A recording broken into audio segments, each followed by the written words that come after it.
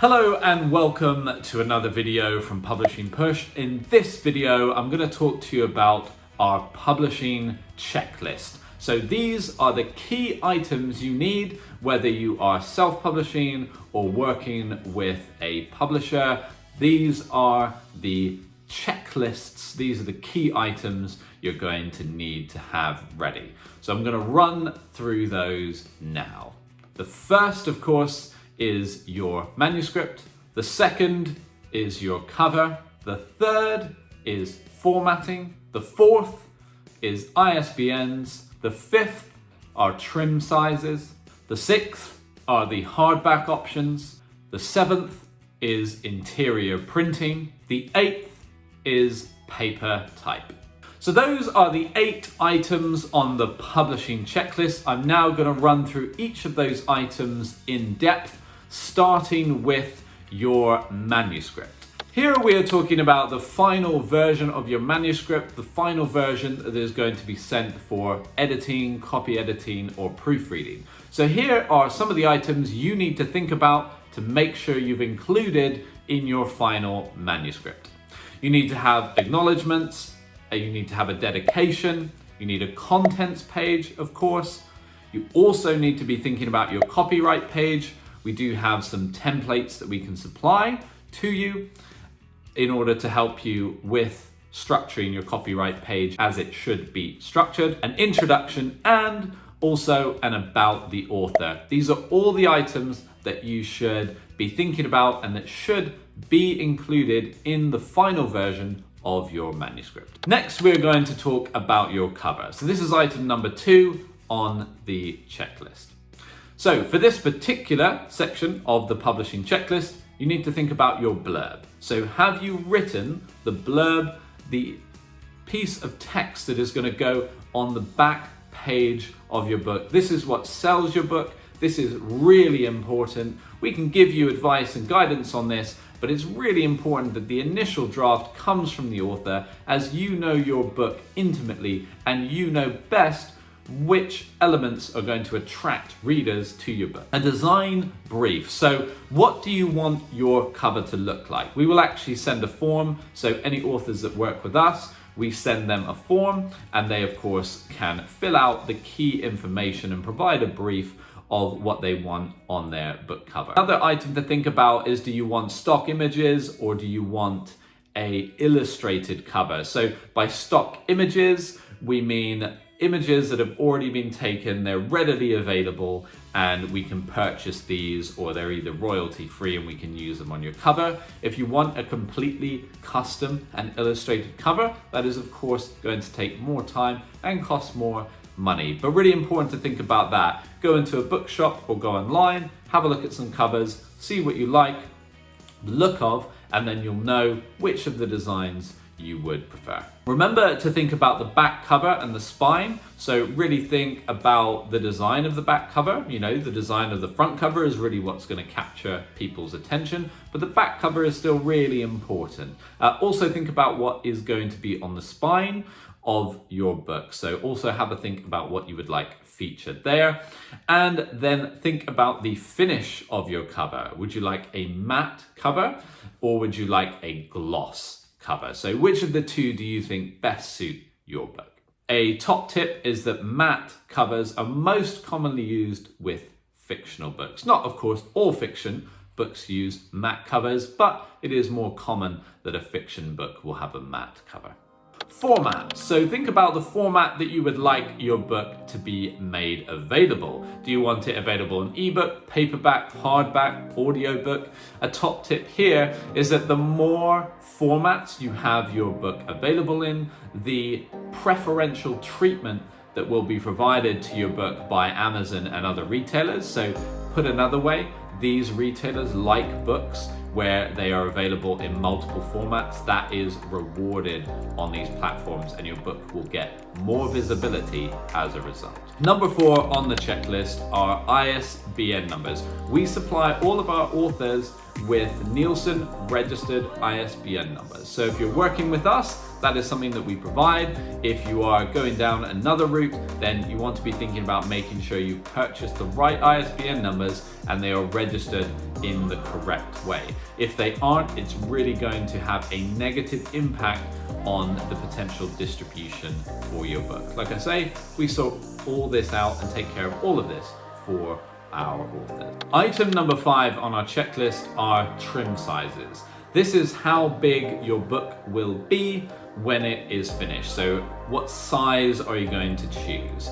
I would always urge you to go and take a look on Amazon or another retailer, or go into a bookshop and have a look at different sizes to see what you like. That is a great place to start. The other reason trim sizing is so important is because it's actually going to affect the margin that you make. So what do I mean by this? When you're using print on demand, it's going to come down to page numbers. So you're going to get charged effectively on a page by page basis. What I mean by this is that the more pages your book has, of course, the more it's going to cost to print. You know, that's pretty straightforward. So something to think about is if your book is very large, so you're 100,000 words or more, you're probably going to want to opt for a much larger trim size, because it's going to mean less pages overall. So putting, of course, more text per page is actually going to reduce the overall print costs and give you more margin. So think very carefully about the sizing that you choose. You know, we can, if you're working with us, give you some guidance on this. We'll also put a link below to a page on our website where you can see all of the various trim sizes. Something else to note is that when it comes to color printing, you're a bit more limited on KDP than you are on Ingram. So for example, there are certain sizes that are only available on Ingram, certain sizes are only available on KDP. And that just means that in order to get a consistent size, you have to think about the platforms. Again, we take care of all of this for the authors that work with us. Trim sizes do vary from genre to genre. I'm going to read out some of the popular trim sizes. So for fiction, and this is all in inches, I should add. For fiction, you've got 4.25 by 6.87, 5 by 8, of course, 6 by 9 is another really popular size. You've then got 5.25 by 8, and you've got 5.5 by 8.5. So these are some really popular sizes for fiction.